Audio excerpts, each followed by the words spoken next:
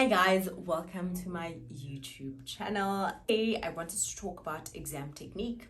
So I've had some students actually email me asking me, how do they pass auditing? So they say they're putting in the work, but for some reason the marks just are not showing that. So I thought, let me just do one video that focuses on the subject, having had these conversations with many students over the years that struggled with the same thing.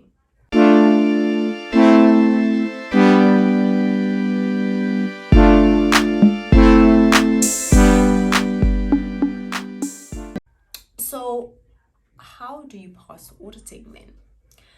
The bad news is that there is no shortcut or magic trick that I'm going to reveal for you today. You learn auditing by doing. Right? So the only way to perfect your auditing answering skills is to see as many questions as you can. One thing that students do that I think is a complete waste of time is when they say that they write notes. So they'll say, no, I attend classes, I, then go back to my room, I read the slides, I try and read the textbook, and then I create my own notes. And then before I know it, it's almost test week and I'm just rushing through the questions. That is wrong thing to do, number one, right? So do not waste your time writing notes. Just being in class, paying attention, and if you must, doing pre-reading before class is all the studying that you basically need. Anything beyond that point should just be you and questions. Questions need to be your friend. Another wrong thing, number two, that I've identified about students over the years that they do is that they will say to me, I'm doing so many questions, I'm doing so many questions, but for some reason I just am not passing. And so the question then becomes, but how are you doing those questions? Just because I say you must do questions doesn't mean that you can just go and quickly rush through 5 questions and hope for a miracle, right? You must do the questions properly. What does properly look like? Properly means that you do the questions under time constraints so that you train yourself to write fast and you train yourself to get to the point. I mean, if students had the whole day to respond to an auditing question, chances are they would do really, really well. But you do not have all day in an assessment to set up. You just have your 3 hours, your 2.5 hours. So you need to be able to make the best of that time. And now you train yourself to write within the allocated time by doing this as well as you're busy studying. Another wrong thing, number 3, that students do is that they do not mark the questions properly. What do I mean by this? So the thinking is that if I do as many questions as I can, I will by some miracle pass auditing. That is not how it works. If you are spending an hour writing a question, my expectation is that you should be spending at least another hour or even longer marking the question. So you need to be sitting down and really asking yourself, why did I not get this mark? Which easy marks from this question did I miss? An example of this would be, for example, if we look at a corporate governance question and you then sit there and you did not get enough marks, the question should be, okay, fine, was I doing a writing of a principle and an application? So did I say King requires that the chairperson of the board be an independent non-executive director and then go on to apply that very requirement? Or was I just strictly sticking to application or just strictly sticking to theory? Because that is very problematic. Another thing that you can maybe look at is to say, why do I keep forgetting to talk about the lead independent director? For some reason, the past 2 questions that I've done, that mark seems to have slipped my mind. So all of this reflection that you need to be doing requires a lot of time, right? And so if you're going to rush through the marking process and you're not asking yourself these questions and you're not reflecting on where you need to be banking the marks next time when you bump into a similar question, you're doing yourself a disservice. So you should then be saying to yourself, all right, fine, you need to have a target, right? A target of what mark you'd like to have for auditing. So would you like to have a distinction? So would you like to get 75% at the end of the year? Or are you content with just a 50, which is okay. There's no shame in 50s or in a 50 on the dot. Once you've established what your target is for the subject, that now means that for every question that you attempt on every single topic, you need to be working towards that target. What do I mean by this? So let's say for argument's sake that you would be content with a 51 at the end of the year, right? You now need to say to yourself, all right, fine, when I was doing this question on module 1, what is my target?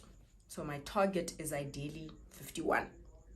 The problem if you put your target on a 51 though, is that if you get something wrong, say you get 2 things wrong, then you've already failed the course. So you need to have a target at the back of your mind for what you'd like for the subject.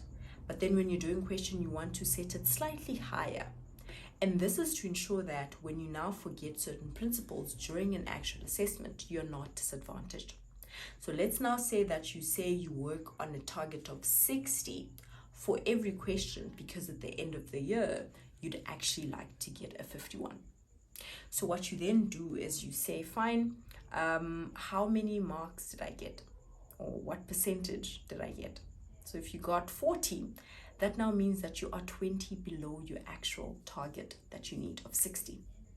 You now need to go and look at the actual question. You need to scan through your attempt. You need to scan through and properly reflect on the memo, and then say to yourself, where is the other 20% lying? Because remember, you're not trying to get 100%. So you don't need to sit there and reflect on every single thing on the memo, because some of these things on the memo are once-off items. They're things that you will probably never see in another question ever again.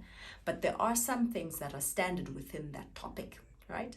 So you now need to say to yourself, where's the rest of the 20% sitting?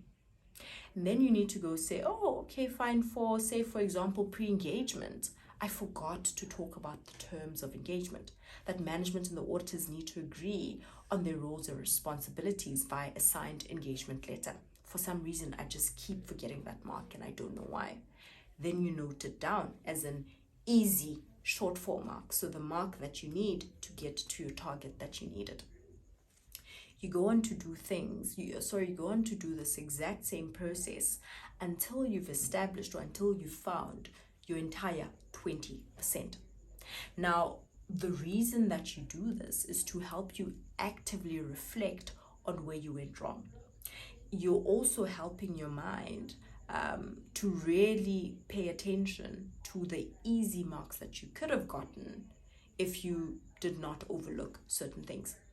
And then also becomes an easy revision technique, because then at the end of the year, instead of redoing king questions again, you can just pull out this one pager and say, okay, what did I miss? Because the stuff that you got, stuff that is embedded knowledge, is stuff that I could wake you up at 2 a.m. in the morning and you'd be able to recite to me. So you never really need to study that. Sometimes we think we don't know, we try and overcompensate by overstudying these things, but the truth of the matter is that you know them. The things that you really need to be revising are then the shortfall marks. So the stuff that you kept missing at every question for some reason, the easy stuff that you kept missing. And when you then look at this one pager in November when you're studying for your exams, your eye immediately goes to, oh, here's the shortfall, here's the stuff that I was forgetting or that prevented me from getting my target mark. And that's really all that you need. So this thing of students, attempting questions that they attempted early in January is because they do not have a proper record keeping system, a proper reflective studying system that allows them to just, or rather that will allow them to just focus their attention on what they really need to remember for the exam. But in order for you to get to that point where you can look at these 1 pages at the end of the year and say, fine, I could have done better here, could have done better here, you need to put in the work during the year. So you need to really, really put a lot of attention to just studying, to just doing the questions, to sitting and doing this exercise. And as you can tell, it requires a lot of time and effort to just sit there and say, this question speaks about an audit approach. Why did I forget this mark? Why did I forget this mark? And if you constantly doing that, you just train your mind to think about all of those things that you keep forgetting. And you also start to identify trends between the topics. So you'll realize, for example, that pre-engagement questions almost always look exactly the same. Evaluation and conclusion questions almost always look exactly the same.